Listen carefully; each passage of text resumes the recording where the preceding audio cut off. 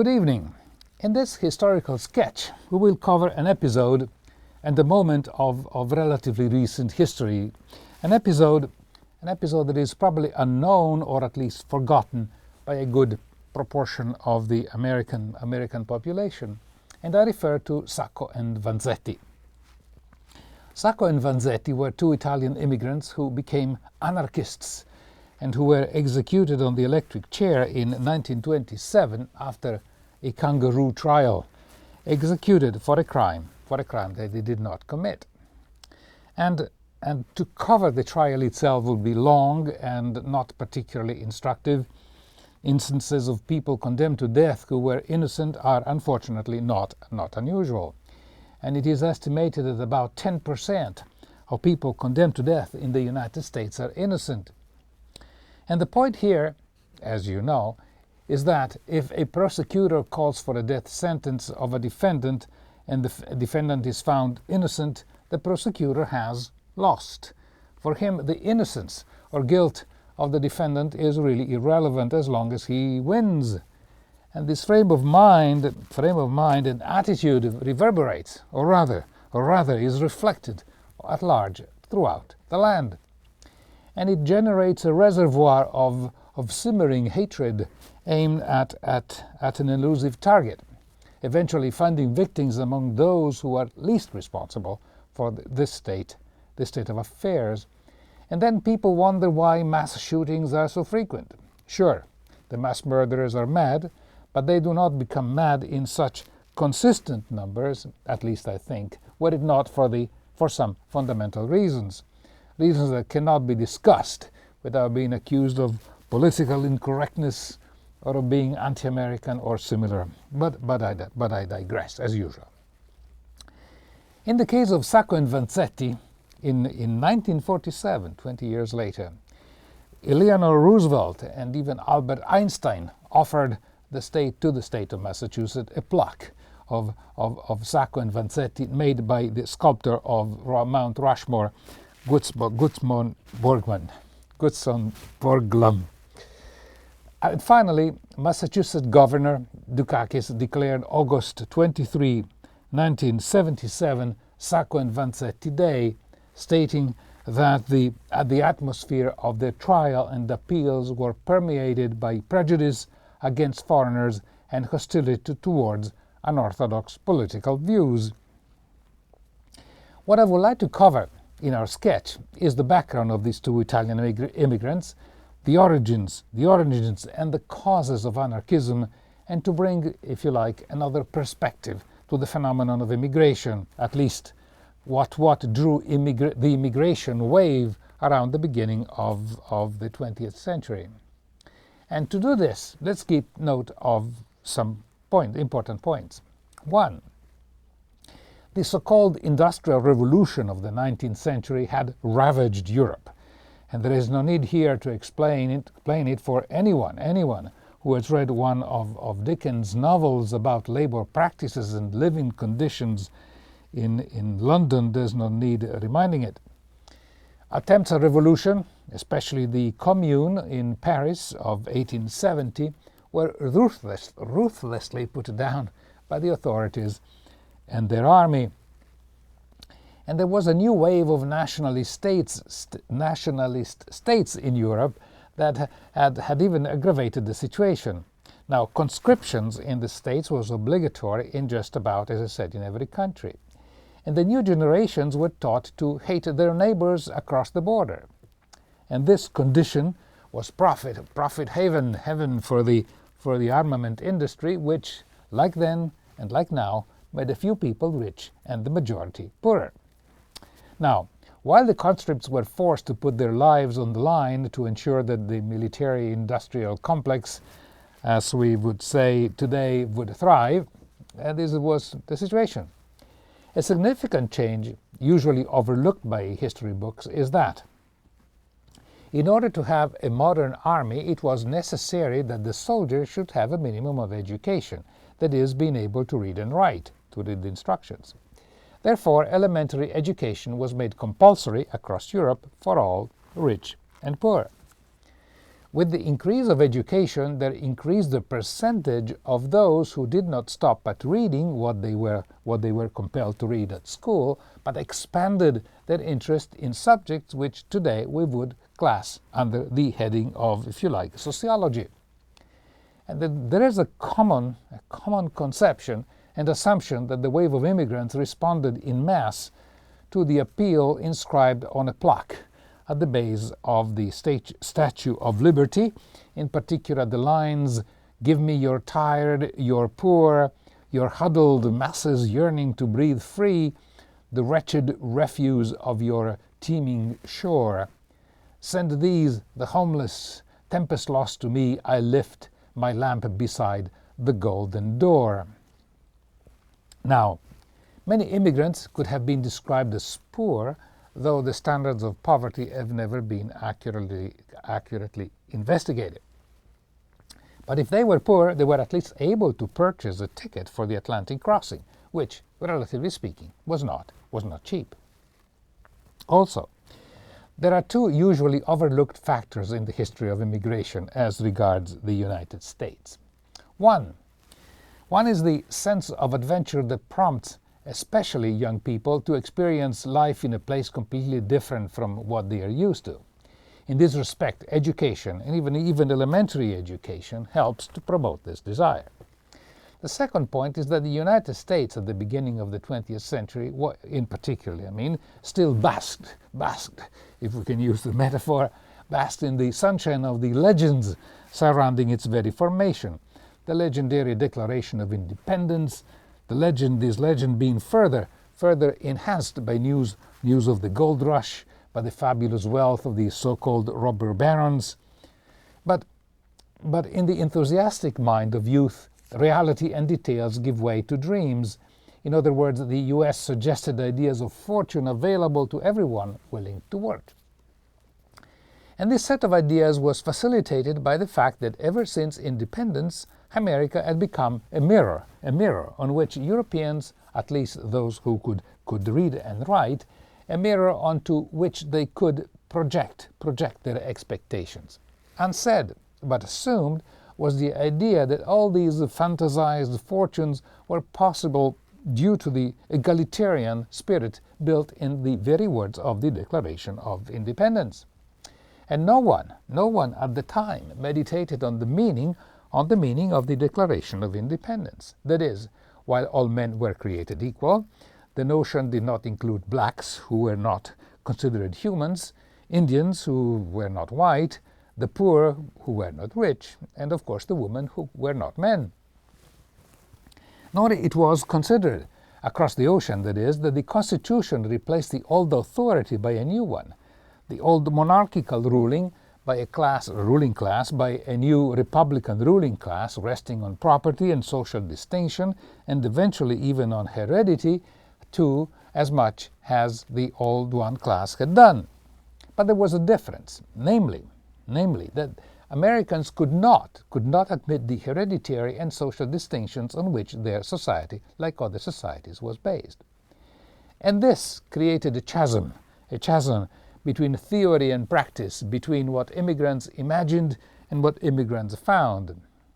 And this tension between theory and practice, as Professor Weber once said, between equality and ruthless competition, would never be admitted, let alone resolved. Therefore, the frauds and the illusions necessary to conceal it became, if you like, part of American history and of history itself. Now, you will say, what has this got to do with Sacco and Vanzetti? And it has, in this sense. For both Sacco and Vanzetti were not anarchists when they arrived in America. And by the standards of the time, they were not poor in Italy. And here I will give a brief sketch of their lives. They came from the opposite ends of Italy, Sacco from the little town of Torre Maggiore in the region of Puglia, and Vanzetti from the little town of Villafalletto, long name, in Piedmont. Sacco grew up in comfortable circumstances. His family was one of the most prosperous in town. They had extensive property and vineyards and olive groves. And Sacco's older brother, Sabino, by the name of Sabino, since his return from the army, had talked incessantly of going to America.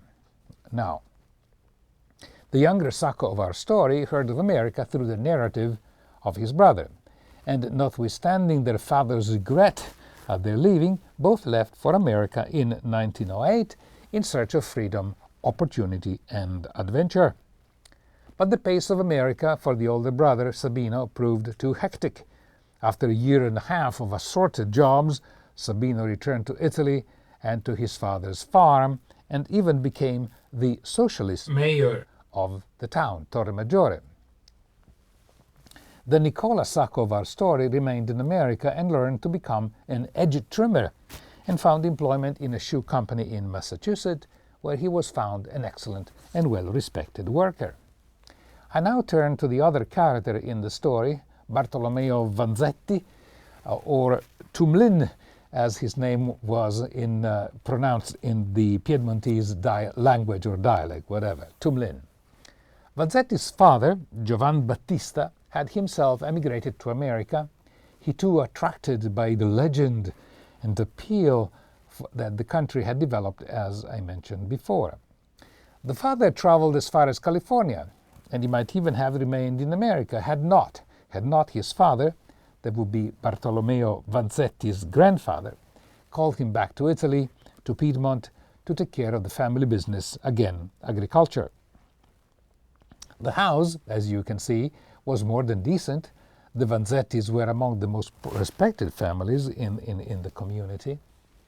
Back to Italy, Vanzetti's father married, and Bartolomeo, the oldest child out of 4 children, was born. For the first 13 years of his life, Bartolomeo remained in the town of Villafalletto. Vanzetti had a talent for poetry and was an avid reader. His counsel at the trial in 1924 thought of Vanzetti as one of the most gifted men he had ever met. But Bartolomeo's father thought there was little to gain in excess learning, so he apprenticed him to a pastry maker in a town nearby. Incidentally and anecdotally, Piedmont is the most French region of Italy and has retained a premiership, if you like, in dessert and the chocolates, and Nutella, the famous Nutella, now found everywhere in the United States, is produced a few miles away from Vanzetti's town, Villafalletto. However, after working for a few years in various pastry stores, Bartolomeo fell ill with pleurisy and had to return to his hometown for recovery and convalescence. And during this convalescence, he read even more with the three classic characters of each agricultural small town in Italy, that is, the physician, the pharmacist, and the veterinarian. And the combination of his reading and their company turned him away from his family's Catholicism towards a form of, if you like, of deism. We could call it deism. And he wrote later, "My religion soon needed no temples, altars, and formal prayers. God became for me a perfect spiritual being devoid of human attributes." The death of Vanzetti's mother affected him deeply, and he wrote, "I hold my mother's memory the sacredest thing to me." In a very agitated frame of mind, he then thought of America, and he felt he needed to put the sea between himself and his past. The common element connecting Sacco with Vanzetti and with many of the immigrants who became anarchists is that financial hardship did not play any role in their decisions.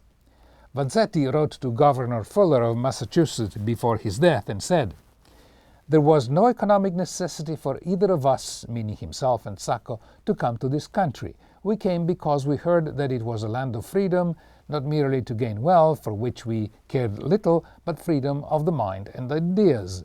We always think that there's a natural right, and in that is our happiness." As you see, and as I mentioned earlier on, Vanzetti's statement reflected exactly the image that America presented to Europe via the Declaration, as I said, the Declaration of Independence. But not only. The media, then and now, always hungers for the extraordinary, and America was an endless source of extraordinary news and claims, particularly so because they could not be verified, at least easily. America needed labor to expand, and its Statue of Liberty, as I said before, it's called for "you're tired, you're poor, your huddled masses yearning to breathe free," created a generational expectation for Europe, where as a whole people felt more constrained in their life, unable to effect change, and unable to get involved in the political process. America represented hope, and as we know, the natural flights of the human mind are not from pleasure to pleasure, but from hope to hope. Sacco found steady employment in Massachusetts. He married a girl from the Lombardy region in northern Italy in 1911, and though he had dropped early out of school, Sacco named his son Dante because Dante was a great man in our community, in my country. Dante Alighieri, of course, is the undisputed father of the Italian language. Sacco was reputed by his employers as diligent and one of the best at his job of edge trimmers in the shoe factory where he worked. Vanzetti had a more difficult time with his jobs. He was employed as a pastry chef in New York, but after a few months he was fired for apparently no reasons, as his pastries were deemed excellent. He found out later that the hotel chef had an agreement with an employment agency that they would split the employment agency's fee for any new hire, so it was in the interest of the chef to have as large a turnover as possible. So tired of New York, Vanzetti moved to Connecticut, where he found work in hard, though menial jobs. But, as with Sacco, Vanzetti's ambition was not wealth. He spent his time in reading, and his appetite for knowledge was insatiable. He studied the history of Greece, of Rome, of the United States. He studied the French Revolution. He read Marx. He read The Life of Jesus by Renan, where it is proclaimed that Jesus was an anarchist, for he had no notion of civil government, which seemed to him an abuse pure and simple. And it was in Worcester, Massachusetts, that Vanzetti found his first anarchist comrade, and he later wrote, I remember them with the strongest emotion, with the love unaltered and unalterable. In fact, in Massachusetts, Vanzetti boarded for a long time with a family of Italian immigrants from Emilia, the Brini family, and became a sort of educator of their children. One of them, called Beltrando, said that Vanzetti was like a father to him. And Beltrando had an excellent career in classical music and became the permanent conductor of the Brockton Symphony Orchestra in Massachusetts. And this is what Beltrando wrote of Vanzetti. He established in my mind with his conversation and actions values and virtues that have remained with me ever since. They have lasted my entire life, and my memory of him is still fresh, 60 years after his execution. He believed in the perfectibility of human nature, and this was his blind spot. But we may ask, what is it that turned these two different characters, one Sacco happy with his new family and successful in his job, and Vanzetti, a brilliant, generous, though unassuming man, what is it that turned them to anarchism? And this perhaps is the most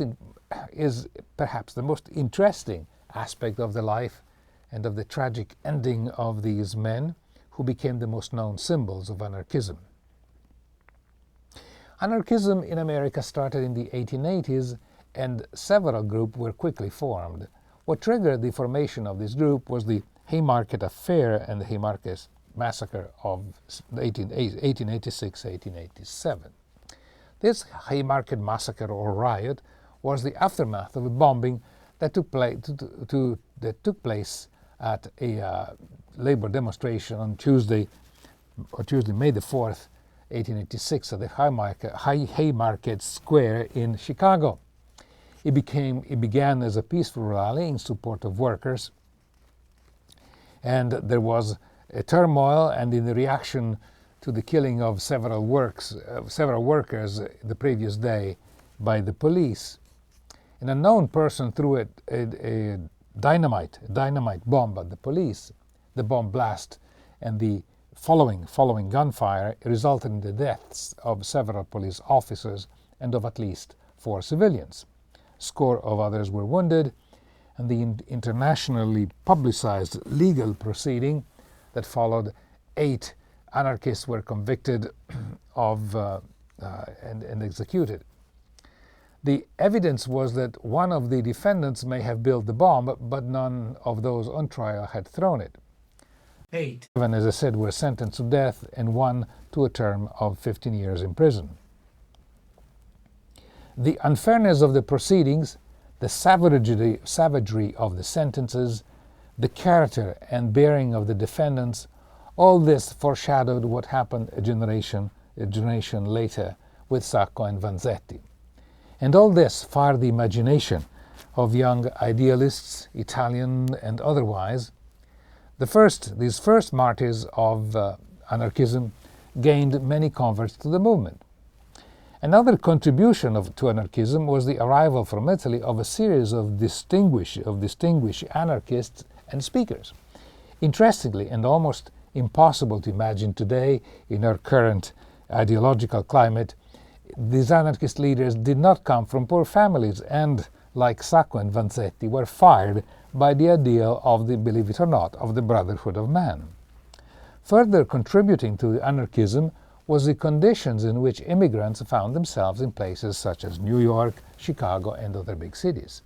Some viewers may recall that in 2011 there was the 100th anniversary of the Triangle Factory fire in New York, where 146 workers, mostly female, many Italian, died because the owners had locked the doors to the stairwells and exits, and this was a common practice used to prevent workers from taking unauthorized breaks and pilferage, prevent pilferage. It was a foreshadow of 9/11 inasmuch that many workers threw themselves from the window from the 8th, 9th, and 10th floor because they had nowhere to go. The most remembered among the anarchist leaders was Luigi Galliani, another Piedmontese like Vanzetti, and it was his movement and his newspaper, by the suggestive title of Cronaca Sovversiva, Subversive Chronicle, that first attracted Sacco and Vanzetti. Galliani had studied law in Turin, but quickly developed a penchant for anarchism. Wanted by the police in Turin, he escaped to France. Then he went to Switzerland, from where they deported him to Italy, and here they removed him to the small island of Pantelleria, off the coast of Sicily. He escaped from Pantelleria and went to Egypt. In Egypt, the authorities wanted to indict him, but he escaped to London, and from there he moved to the United States. And here, on arrival, he published his newspaper Subversive Chronicle, launched in 1903, until the authorities deported him back to Italy a few decades later, where in the meantime in Italy Mussolini had come to power, and so he exiled Galliani to another of the small islands off the coast of Sicily, where he died. To his disciples, Galliani embodied the spirit of revolt. What he expressed was not a social philosophy as much as a cry of indignation, a call for militants to resist, by force if necessary, to resist the regimentation and bureaucratization, the brutality and corruption, if you like, of the prevailing system. And the Italian anarchists fell into 4 categories: anarchist communists, anarchist syndicalists, anarchist individualists, and plain anarchists. These categories overlapped, and as followers of Galliani, Sacco and Vanzetti were anarchist communists. They were weary of formal organizations such as the unions, organizations that might take on a hierarchical and authoritarian shape with bureaucracies, bosses, and officials. And if we look today at the big unions such as the United Auto Workers, we can see how the anarchist concern could be justified. Now, the anarchists founded their own schools, where their children were educated in a spirit of freedom and spontaneity, where they would learn about working class movements and revolutions. The anarchists even substituted their own commemorative dates and rituals to traditional religious and national celebrations. Therefore, in place of Easter, of Christmas, Easter, and Thanksgiving, they had the anniversary of the Paris Commune on March 18, the Day of the Working Class Solidarity on May the 1st, which still occurs on this date in Europe, and the anniversary of the Haymarket executions on November 11. Their babies had names such as Spartacus, Revolutions, Rebellion, and so forth. To their very end, Sacco and Vanzetti remained dedicated anarchists, continuing their work even in prison. And though their articles and letters through their speeches in court, they were propagating their ideas and creed. According to which, this creed, the conquest of liberty demands an unrelenting struggle. In their philosophy, what mattered was not whether they could accomplish anarchism today, tomorrow, or within 10th century, but that the movement would continue today, tomorrow, and always. While the anarchic movement was spreading, came World War I, when the United States decided to enter the war against Germany, though there was no reason whatsoever to do so, because Germany had neither threatened nor had any intention to attack the United States. Knowing that the war was unpopular, the administration of President Wilson enacted strict rules and laws, including the notorious Espionage Acts, which the current President of the United States has more frequently used than anyone else since 1918, and it was also unlawful to spread anti-war propaganda or assemble to protest the war, and this for the anarchists was adding fuel to the fire of their ideology. Sacco, Vanzetti, and other anarchists had no other option than to move to Mexico, which they did, for they could not accept that they had to register. Now, in the next episodes we will cover the events that led to the false accusations against Sacco and Vanzetti and the trial that ended with their execution. Until then, I am Jimmy Moglia for Historical Sketches. Thank you for watching. Bye-bye.